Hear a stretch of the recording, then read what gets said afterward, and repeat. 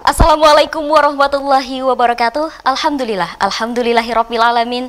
Assalatu wassalamu ala asyrafil anbiya'i wal mursalin sayyidina wa maulana Muhammadin wa ala alihi wa sahbihi ajma'in. Amma ba'. Selamat sore pemirsa, senang sekali rasanya kami dapat kembali hadir menjumpai Anda dan kami akan menemani Anda sampai dengan menjelang azan maghrib nanti. Bersama saya Rizfa Nur Aisyah. Inilah Bincang-Bincang Maghrib. Nah pemirsa, pada sore hari ini kita sudah ditemani seorang Ketua DPM Universitas Palangkaraya tahun 2020, yaitu di tengah-tengah kita sudah ada Kak Jeffriko Seran. Ya. Nah, selamat sore Kak. Selamat sore. Gimana kabarnya nih? Alhamdulillah baik. Baik ya, Alhamdulillah. Dan pada sore hari ini, pada Bincang-Bincang Maghrib, kita akan membahas dengan tema konsep kepemimpinan yang ideal menurut Islam. Nah, sebelum kita berbicara tentang tema kita pada sore hari ini Kak ya, mungkin saya mau tanya-tanya dulu nih, apa sih kesibukan Kakak selama COVID-19 ini? Pastikan terkendala juga ya untuk kesibukan yang seperti biasanya gitu. Dan Ya. sekarang apa nih kesibukan Kakak? Kalau kesibukan sekarang, saya kan mahasiswa Fakultas Hukum, mahasiswa akhir angkatan 15 Universitas Palangkaraya. Ya, sembari mengerjakan tugas akhir skripsi, kebetulan mungkin sebentar lagi juga disidangkan skripsi saya. Terus kita di DPM juga melakukan banyak kegiatan sosial untuk kawan-kawan mahasiswa di Universitas Palangkaraya.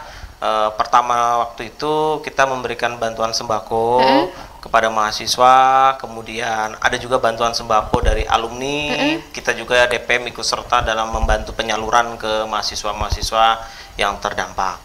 Oke, jadi tetap melaksanakan kegiatan-kegiatan sosial begitu Kak betul. ya. Dan kira-kira dari DPM sendiri mungkin ada nggak sih kendala-kendala yang dihadapi?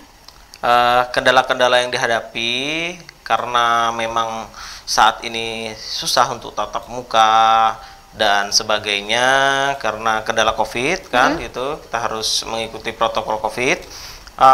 Itu kendala karena ketika penyampaian kawan-kawan yang ada di kampung itu sangatlah sulit karena kan kadang-kadang jaringannya susah, penyampaian informasi-informasi terkait perkuliahan juga susah. Itu sih kendalanya. Oke, kita mungkin langsung berbincang terkait dengan tema aja Kak ya, Iya. konsep kepemimpinan yang Iya. ideal menurut Islam. Nah sebelum berbincang lebih jauh gitu Kak ya tentang konsep kepemimpinan yang ideal menurut Islam itu gimana sih? Mungkin dari Kakak sendiri memahami konsep kepemimpinan itu gimana sih Kak? Kalau konsep kepemimpinan, kalau dari diri saya sendiri sih, saya selalu mengikuti juga konsep kepemimpinan dari Nabi Muhammad SAW.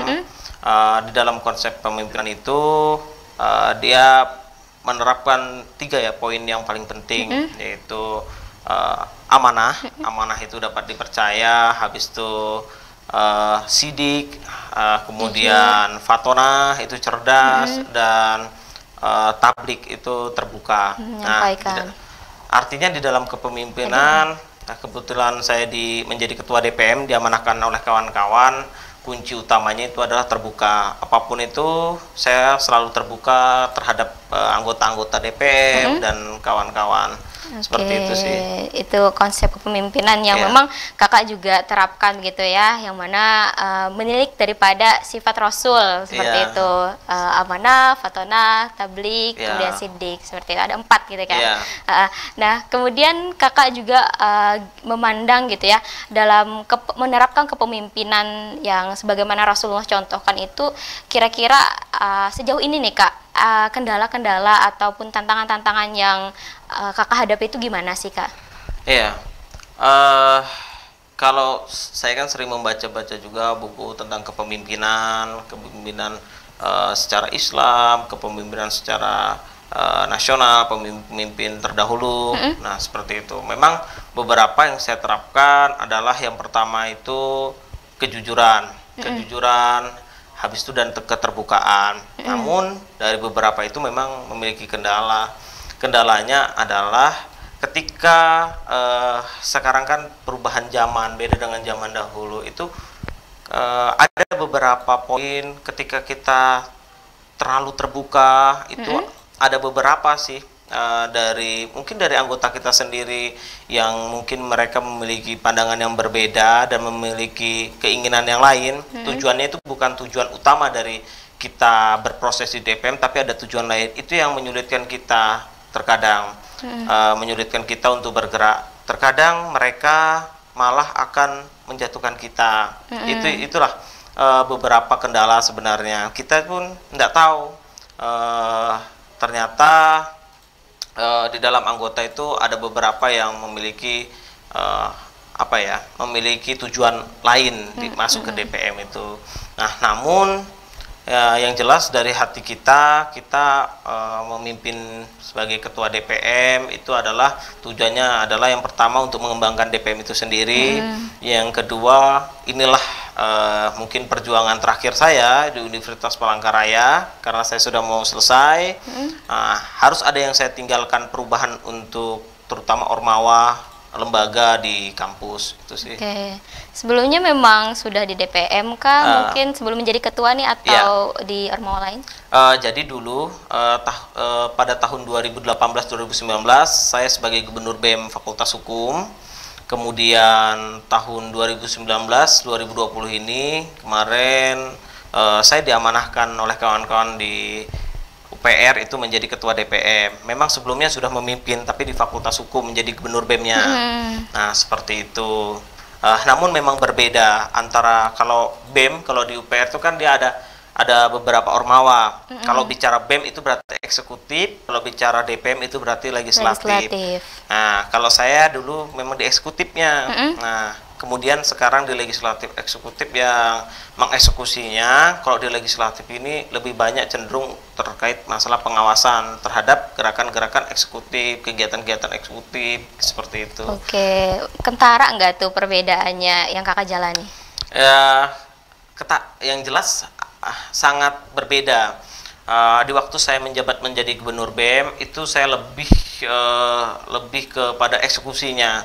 Nah, jadi ketika ada masukan-masukan kepada BEM atau ada kegiatan-kegiatan yang memang harus BEM yang eksekusi, itu lebih kita cenderung melakukan eksekusinya, implementasinya. Tetapi kalau di DPM ini kita lebih menunggu dan mencari laporan-laporan dari kawan-kawan mahasiswa seperti itu. Dan kita lebih fokus kepada ormawa-ormawanya, mengawasi. Nah, lebih fokus mengawasi terhadap ormawa, terhadap BEM. Kebetulan saya di universitas, terhadap BEM universitas, terhadap ormawa-ormawa seperti UKM yang ada di universitas. Kalau di fakultas itu hanya fokus ke Fakultas Hukum saja, kegiatan-kegiatan di sana. Jadi gitu Kak ya. Nah, bicara soal konsep kepemimpinannya ideal gitu ya di dalam Islam. Nah, ini kan kakak tadi mungkin menuturkan bahwa ya dikaitkan dengan bagaimana sih Rasulullah memimpin seperti itu ya, menerapkan sifat-sifatnya seperti itu. Nah, lalu dalam implementasinya sendiri, apakah memang selama ini sudah bisa dilaksanakan dengan baik nih Kak? Konsep-konsep kepemimpinan yang ideal sebagaimana Rasulullah contohkan. Kalau penerapannya selama ini yang saya rasakan sendiri itu sudah ideal menurut saya. Namun memang tidak pure kita saat ini menerapkan semua itu sesuai dengan syariat Islam. Tidak bisa karena negara kita bukan menganut negara Islam seperti itu. Negara nasional, artinya beberapa poin dari memang apa itu kepercayaan saya adalah saya selalu menganut bagaimana kepemimpinan Islam menurut Nabi Muhammad kan seperti itu. Namun tidak bisa semuanya diimplementasikan Islam karena terutama di UPR. Karena di UPR itu kita bukan semua mahasiswa Islam, tetapi ada berbagai-bagai agama di sana seperti itu. Artinya kita harus nasionalis seperti itu. Maksudnya tetap menciptakan sikap humanis juga seperti itu ya dalam melaksanakan kegiatan keorganisasian seperti itu. Karena tadi memang mungkin melihat daripada latar belakang dari anggota seperti itu yang berasal dari berbagai agama seperti itu. Mungkin lebih seperti itu ya Kak ya. Nah, lalu tadi kan ada Kakak menyinggung tuh terkait dengan transparansi ya, keterbukaan seperti itu. Nah, itu kan juga menjadi kendala ya yang Kakak rasakan selama ini. Lalu biasanya dalam menyikapi hal seperti itu gimana sih Kak? Ya, dalam menyikapi hal seperti itu memang di dalam kepemimpinan suatu organisasi itu kita memang membutuhkan beberapa orang yang memang kita percaya, benar-benar kita percaya. Artinya bukan kita tidak percaya terhadap semua orang, namun saya pribadi saya punya tahap-tahap untuk melihat orang tersebut bagaimana, tahap-tahap untuk menyeleksi orang tersebut bagaimana. Saya harus percaya dengan dia atau tidak. Namun di dalam saya memimpin di DPM ini ada beberapa orang yang memang benar-benar saya percaya. Artinya ketika ada permasalahan pasti saya akan diskusikan dengan kawan-kawan tersebut, seperti itu. Oke, jadi memang itu cara yang kakak lakukan seperti itu ya. Lalu ketika misalnya nih kak ya, pastilah di dalam sebuah kelompok begitu ya, itu kan kita punya terdapat orang berbeda-beda maksudnya gitu, dimana pastinya dengan pemikiran yang berbeda-beda pula, dan ada yang memang kekeh dengan pendapatnya, ada yang mungkin bisa mengikuti pendapat orang banyak seperti itu. Nah, ketika mungkin di dalam DPM sendiri begitu kak ya, ataupun juga kelompok di luar sana begitu ya, terdapat kejadian yang seperti ini nih, cara menyelesaikannya gimana sih kak? Kejadian yang berbeda pendapat gitu ya. Nah, artinya cara menyelesaikannya kita selalu mengutamakan yang namanya pertama itu diskusi. Kita lakukan diskusi terlebih dahulu, habis itu pasti semua permasalahan, semua perbedaan itu pasti akan ada titik temunya. Nah, biasanya di dalam pendiskusian itu dan berdialog itu kita pasti ada ketemu titik temunya. Ya tidak setiap saat saya mementingkan ego saya harus juga menurunkan ego saya. Ketika itu pendapat kawan-kawan memang lebih baik, itu ya kita harus mengikuti. Artinya kalau saya pribadi atau sebaiknya pemimpin itu harus menurunkan egonya. Jangan sampai ketika kita memimpin kita harus mengutamakan apa yang kita inginkan, enggak. Nah, lebih cenderung kita selalu melakukan diskusi. Oke, dan kalaupun juga meniru daripada Rasulullah kak ya, Rasulullah ini kan ketika ada perbedaan pendapat segala macam, beliau menyelesaikan dengan cara musyawarah seperti itu kayak artinya selesaikan bersama-sama, kita mencari bagaimana sih titik temu daripada sebuah permasalahan seperti itu. Nah, lalu kalau misalnya kita berbicara nih tentang pemimpin ya, pemimpin ini kan merupakan orang yang memang bisa mempengaruhi orang lain seperti itu ya. Nah, kalau tadi berbicara tentang dimana pemimpin nih harus bisa menurunkan ego gitu ya. Nah, lalu bagaimana ketika mungkin nih ya dalam sebuah keputusan begitu seorang pemimpin ini bisa dipengaruhi orang lain nih kak, padahal pada hakikatnya dia yang harus mempengaruhi orang lain. Gimana tuh kakak memandangnya? Iya, artinya setiap pemimpin itu dia harus memiliki konsekuensi atau konsekuen lah terhadap apa yang sudah dia lakukan atau terhadap apa yang dia sampaikan. Nah, artinya saya selalu menjunjung tinggi rasa konsekuensi atau rasa ketika kita sudah sampaikan, ya kita harus konsekuensi menerima apapun itu nanti yang kita dapatkan. Umpamanya kita akan mendapatkan cacian atau kita akan mendapatkan permasalahan, tapi ketika itu konsekuensi kita, ya kita harus bertanggung jawab untuk itu. Oke, jadi memang harus siap menerima apapun konsekuensi yang akan terjadi begitu kayak. Lalu bagaimana penerapan rasa adil gitu kayak dalam sebuah roda organisasi seperti itu? Ya, rasa adil itu memang tidak bisa kita samaratakan. Mungkin anggota yang satu kita berikan masukan seperti ini, itu sudah menurut kita sudah pas, tetapi di anggota yang satunya itu belum pas. Nah, artinya untuk mencapai keadilan itu memang kalau bicara tentang keadilan saya kan orang hukum ya, mahasiswa hukum. Bicara tentang keadilan, kemanfaatan, terus kemanfaatan, keadilan, dan satu lagi itu ada namanya kepastian. Itu tidak akan bisa terwujud. Tetapi bagaimana kita setidaknya 2 dari 3 kriteria ini tercapai. Nah, artinya untuk adil itu memang menurut saya adil, tapi menurut kawan-kawan belum tentu adil. Nah, artinya tidak bisa kita memberikan kepuasan terhadap semua orang, karena terus terang saya sebagai pemimpin bukan alat pemuas, tapi iya kan, bukan alat pemuas. Artinya menurut saya itu sudah adil, tetapi belum tentu adil untuk mereka, kan gitu. Artinya bagaimana saya melakukan yang terbaik, kerja sesuai dengan tupoksi, jujur, ya itu yang saya berikan ke kawan-kawan. Nah, apa sih yang akan saya dapatkan? Ya pasti kepercayaan. Tapi kalau bicara tentang keadilan, mungkin menurut saya adil, tapi untuk kawan-kawan belum tentu adil. Oke. Nah, lalu bagaimana nih Kak? Apakah sudah sejauh ini Kakak sudah melakukan edukasi kepada mungkin anggota atau rekan-rekan yang lainnya terkait dengan konsep kepemimpinan nih Kak? Bagaimana sih konsep kepemimpinan baik itu secara umum ataupun juga dalam Islam apabila memang anggota Kakak itu seorang Muslim seperti itu? Ya. Kita ada namanya LDK Latihan Dasar Kepemimpinan di DPM itu. Nah, itu memang dan ketika pertama masuk itu pasti kawan-kawan itu diarahkan untuk ke sana, untuk mempelajari bagaimana kepemimpinan yang baik. Terus ketika pertama juga kawan-kawan itu masuk mendaftar di anggota DPM, itu kita lihat karakter mereka masing-masing dan nanti akan digodok di LDK tersebut, Latihan Dasar Kepemimpinan. Jadi minimal punya basic gitu kayak dalam kepemimpinan, tahu nih ranah kedepannya bagaimana seperti itu. Nah, lalu mungkin dari Kakak sendiri pernah nggak sih mendapatkan tekanan-tekanan gitu ya dari pihak luar ataupun juga di internal DPM sendiri itu Kak? Ya, kalau bicara tekanan-tekanan pasti, apalagi mungkin sekarang di UPR itu sedang banyak problem. Tapi problem itu sebenarnya hanya kesalahpahaman saja. Kalau tekanan dari eksternal pasti besar, tekanan dari internal apalagi dari sesama ormawa kan seperti itu. Yang apalagi DPM tugas dan tupoksinya itu adalah kita ada 3 komisi 1, komisi 2, komisi 3. Komisi 1 itu bagian legislasi.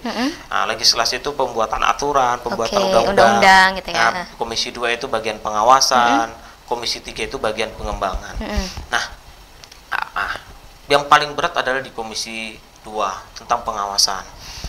Kita kalau di UPR, DPM UPR, kita fokus dan kita acuannya hanya satu UDKBM. Kalau kami itu ada namanya UDKBM. Apa itu, Kak? Undang-Undang Dasar Keluarga Besar Mahasiswa Universitas Palangkaraya. Dan semua diatur di sana di dalam Ormawa. Kemudian ada aturannya lebih khusus, yaitu nanti ada di undang-undang. Nah, kebetulan ketika saya kemarin memimpin, dari awal itu kita sudah sahkan Undang-Undang Nomor 3 juga di UPR sana tentang pengawasan terhadap lembaga BEM, kan seperti itu. Artinya ketika ada seseorang atau lembaga yang kita awasi dan apalagi kita berikan beberapa kali teguran, artinya ada pro dan kontra. Pasti ya, namanya orang kan, atau lembaga yang kita berikan teguran pasti akan ada pro dan kontra. Tapi bagaimana sewajarnya atau bagaimana kita di DPM fokus kepada tugas kita pengawasan, ya kita akan lakukan itu. Nah, seperti itu. Nah, itu yang menimbulkan konflik pro dan kontra. Tapi kita jelas, kita acuannya adalah aturan. Ketika kawan-kawan melanggar aturan, lembaga-lembaga melanggar aturan, kita pasti akan berikan atau tindak. Oke, jadi ketika sesuatu salah dan tidak bisa dibenarkan gitu ya, jadi harus sesuai dengan bagaimana aturannya berlaku gitu Kak ya. Nah, lalu pastilah Kak ya, menjadi seorang pemimpin itu kan penuh dengan tantangan begitu ya. Artinya mungkin Kakak juga pastilah emosinya pernah dibuat marah gitu ya, terus juga mungkin tidak karuan seperti itu. Nah, lalu bagaimana sih Kakak, kalau Kakak pribadi kan tadi kan mengacu nih pada konsep kepemimpinan yang ideal itu kan seperti Rasulullah ya, artinya Rasulullah bisa bersabar gitu ya ketika menyikapi suatu keadaan seperti itu. Nah, Kakak sendiri, kita sebagai manusia biasa kita tidak bisa memungkiri gitu ya, pasti kita pernah emosi, pernah marah dan pengen meluapkan ya amarah kita begitu ya. Nah, lalu Kakak pribadi bagaimana sih ketika mungkin keadaan itu menghampiri Kakak gitu? Jadi benar kata Mbaknya. Memang ketika kita memimpin ini pastilah ada rasa dari hati sendiri, beberapa permasalahan yang menaikkan emosi kita, ingin marah dan ingin meluapkan, tapi meluapkannya kemana kan gitu? Apakah ke anggota ataukah ke kawan-kawan kan? Nah, memang kalau saya pribadi, kalau ketika itu tekanan masuk terus ke saya, habis itu membuat emosi saya naik, pasti saya hanya serahkan semua kepada Tuhan. Itu aja. Saya serahkan semua kepada Tuhan. Ketika saya sudah tidak bisa lagi menjalankan atau berpikir atau nggak bisa lagi keluar dari permasalahan itu, semua saya serahkan kepada Tuhan. Nah, nanti biarlah Tuhan yang akan berikan jalan. Selalu itu aja pegangan saya, Mbak. Jadi memang kembali lagi begitu ya, ketika mungkin kita menghadapi masalah dan kita ibaratnya buntu nih dengan sesuatu gitu ya. Betul. Kembali lagi kita mengharap kepada Allah Subhanahu wa taala. Artinya memang segala sesuatu yang kita alami itu kan merupakan ketetapan Allah taala begitu ya. Kita tidak bisa memungkiri nih, kita bisa bernafas, hidup di dunia ini juga karena Allah taala, seperti itu. Nah, lalu sejauh ini Kak, mungkin kakak punya harapan gak sih untuk pemuda begitu ya, pemuda di luar sana dalam menjalankan roda kepemimpinan seperti itu, dan terkhusus mungkin untuk kawan-kawan kakak di DPM? Iya, harapan saya sih untuk kawan-kawan calon penerus bangsa, penerus mungkin roda organisasi di setiap lembaga. Harapannya kawan-kawan sebelum memimpin itu harus memiliki karakter dan kepribadian dan sikap dan jiwa tanggung jawab serta jujur. Nah, karena kunci dari suatu kepemimpinan itu adalah sikap jujur, terbuka itu tadi, dan tanggung jawab. Nah, ketika itu dimiliki di dalam diri calon-calon pemimpin, dalam diri para pemuda, maka insya Allah pemimpinan itu akan berjalan dengan baik, tidak akan ada masalah. Walaupun tanpa kita tutup mata, pasti setiap kegiatan atau setiap kepemimpinan pasti akan ada masalah. Namun ketika itu semua sudah diterapkan, insya Allah lah itu akan berjalan dengan baik sampai selesai. Iya, jadi itu ya Kak ya, harapan-harapan yang ditujukan kepada pemuda di luar sana gitu ya. Dan juga kita sebagai seorang muslim tentunya harus paham nih gimana dalam kepemimpinan kita harus menerapkan dan meniru daripada kepemimpinan Rasulullah SAW sebagaimana konsep kepemimpinan yang ideal menurut Islam. Nah, dan sebelumnya terima kasih nih Kak ya udah berbincang-bincang, dan kami pada bincang-bincang maghrib sore hari ini kita nggak kerasa udah berada di penghujung acara nih Kak ya. Dan terima kasih juga kepada pemirsa telah menyaksikan acara ini sampai dengan selesai. Saya Rizfa Nur Aisyah mewakili kerabat kerja yang bertugas pamit undur diri. Jangan lupa untuk terus saksikan Bincang-Bincang Maghrib setiap Senin, Rabu, dan Jumat pukul 17.00 waktu Indonesia Barat. Akhir kata, billahi taufiq wal hidayah. Wassalamualaikum warahmatullahi wabarakatuh. Jurnal TV, One City, One TV.